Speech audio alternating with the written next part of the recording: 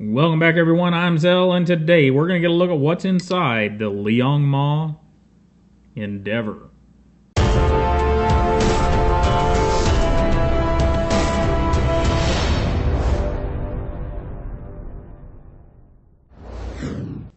Alright guys, Liangma Endeavor. This is one of my favorite knives.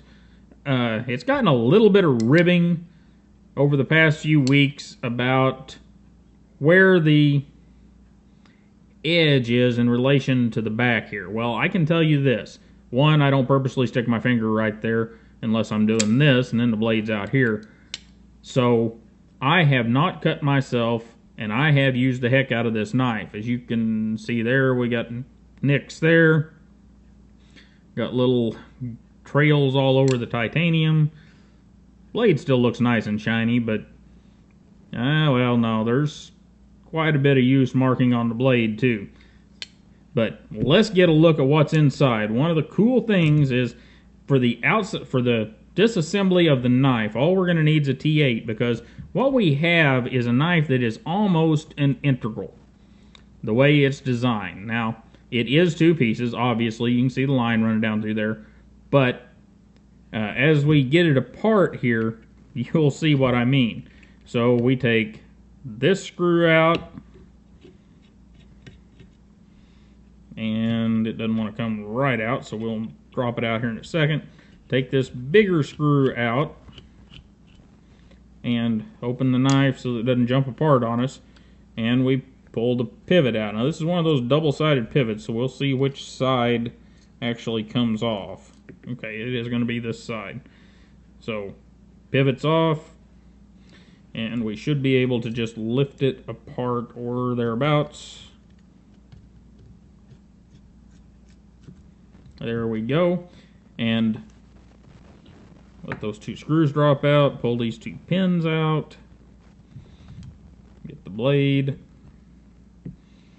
And the one thing I'm not as whoopee about on this knife, even though it is super smooth, is it does use these little plastic raced bearings. I definitely prefer the bearings like we and most other brands are actually using. And I know ZT uses those plastic cage bearings too, but I don't even like it in theirs. And we've got some interesting stuff to look at here, so hold on. First up, let's look at how this thing goes together. We have, if I didn't lose it, we have two pins. One drops in here. One drops in back here. Those two pins, along with the two screws we took out, hold this knife together. Whenever this knife is put together without the blade in it, it still maintains all its tolerances because of how long this area back here is to keep it held together. That's the first interesting bit.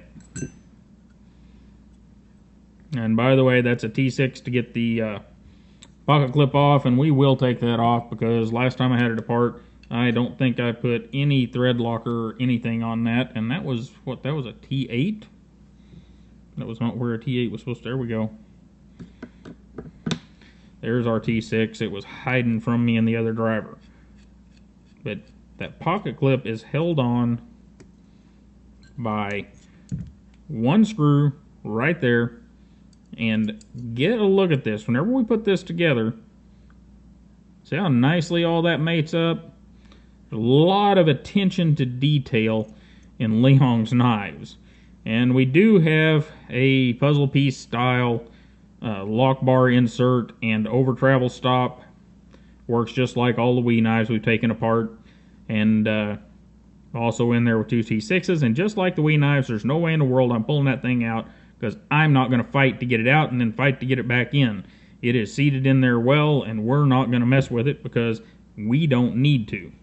Now, this knife is pretty clean. I just had it apart a few days ago and wiped her all down through her in the ultrasonic, so we're in good shape there. I do want to show you the inside here on how that detent, or that stop pin track works. Throw a washer on there and throw a bearing on so everything's where it should be. whenever you lay this blade in here, you've got your stop pin right there. You have this track right here. Now watch around the front of the knife. That stop pin comes out just a little bit, and then it hides back down in whenever we get back to the detent. See it just a little bit, then it hides back up here whenever it gets to the stop. Whenever it's down here on the detent, there's how the knife lays in the handle. Lays in very tight. I mean, that is pretty darn tight. Anyhow, I'm going to get everything done with the Vibratite. And then for me it'll be 30 minutes and we'll put it back together. For you, well, it'll be as soon as I get all the Vibratite on the stuff. It's like instant for you. Just ding, Vibratite secured. Wish it worked that way for me, but well, it doesn't. And I'm willing to put up with it for the advantages that I get over regular old blue Loctite. And, you know, if blue Loctite is afraid that they're losing business because I'm pimping Vibratite, which I wish I was getting paid for that, but I'm not. If they want to do something, let me know about a product that Loctite has that works like Vibratite. I'm not, no brand has got me. If they have a product that works as good, does the same thing, I'm all for it. And my 30-minute counter starts now. Alright guys, everything is all ready to go back together, so we're going to get to it. I Vibratited everything. And we probably better put this back on before we get into anything else. Because if I don't, I'll forget it and then I'll have a knife without a pocket clip, and that would be a bad deal. So, is that the T6? Yes, that's the T6.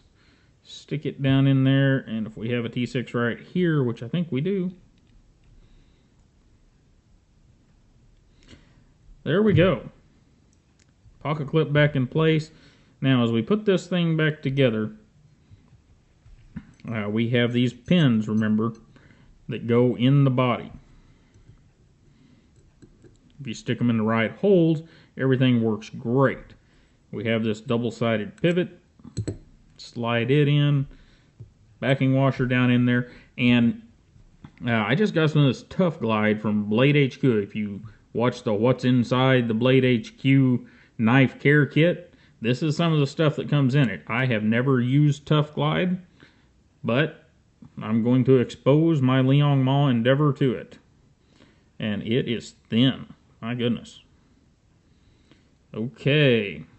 There's that. We'll put a bearing down on there. Get a little of this Tough Glide. Wow, I feel like I'm shabazzing this thing, over oiling it with this Tough Glide. And our blade is laying over here. We'll get it back in, and we want it full open. Get that bearing away from there, and hopefully not cut myself.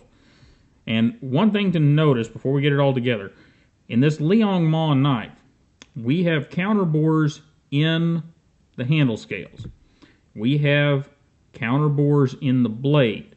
What does that do? Well, we'll see as soon as we get it together. But remember that, and we'll come back to it here in just a minute. Probably should put the blade back where I got it, huh? There we go. There's the blade back in place.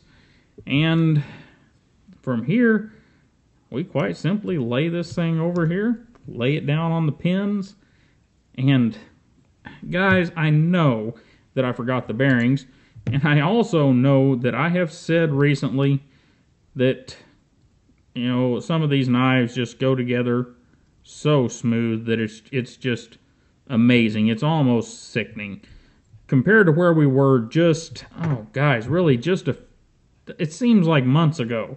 I guess it's been a couple of years ago, maybe a little over a year ago, that there were so many knives out there, especially in the budget realm, that were so bad as far as fit and finish went.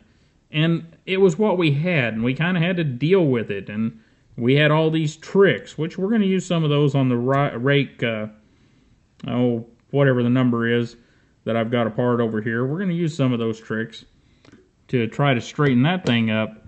But really, I don't think it needs them. I think it has a different problem, but we're going to try anyhow. But with some of these knives, guys, I mean, it's just crazy how well they go together anymore. That thing just laid right in there. Like, it was like, okay, it's time to go back together. Just, you know, line the pins up and drop me in. Now, these double-sided pivots are eventually going to kill me. So like I said, I'm going to flick a knife around and shoot myself right in the belly, and then it's not going to be a live video, so there's going to be nobody to call the authorities for me or the, you know, the medics. And I'll die right there live on YouTube. Well, I guess if it's not a live video, I won't. Maybe I should start doing these live so that I won't croak because I whack myself with a knife. And you guys know that whenever you do that, messing with the pivot like that, you should tape that blade, or you should put it in a vise. Soft-jawed vise, guys. And there we go. We are all back together. Now, all I did there was a whole lot of talking, and I am going to do one thing here with the regular nano oil that we normally use. That Tough Glide is so thin that I'm going to put that gooey nano oil down in that detent hole because I want the knife to run well. And let's see if it does. Wow. I don't know if the Tough Glide had anything to do with it because it was pretty much this way before, but look at that. That is just smoother and cleaner. And I told you we'd talk about those counter bores. Okay, well, I want you to look at the distance between the blade and the handles. See how narrow that is? Look down through there. Everything is tucked in tight. Now, this is in no way a small knife, but Leon and Riot have done everything they could to protect those bearings, because you look down in there, you really can't see the bearings. So see, just barely see that little piece of black right in there. To protect the bearings and make the knife as narrow as possible, and by counterboring both the blade and the handle slabs. That's something we do with the Todd knife and tool knives. Almost every one of those, the handle slabs and the blades have been counterbored so that we can make them as thin as we do. You know, some of them, that the Master Chief series and the Raptor XL, for the size knife they are and the blade stock they've got, they are about as thin. You could go a little thinner. We've done the math. You could go a little thinner, but it gets really iffy whenever you get down that far. Anyhow, guys, this has been what's inside the Liang Ma Endeavor. And we'll do a full review on this knife. I know I've held off for a long, long time on it, and it's because I just really love the knife, and I know it has some flaws, but it's just an awesome knife. So, on to the review next, and you guys have a wonderful day. Don't forget to like, share, and subscribe. Hit up the Patreon account, see if you want to play over there, and have a great day, and I'll see you next time.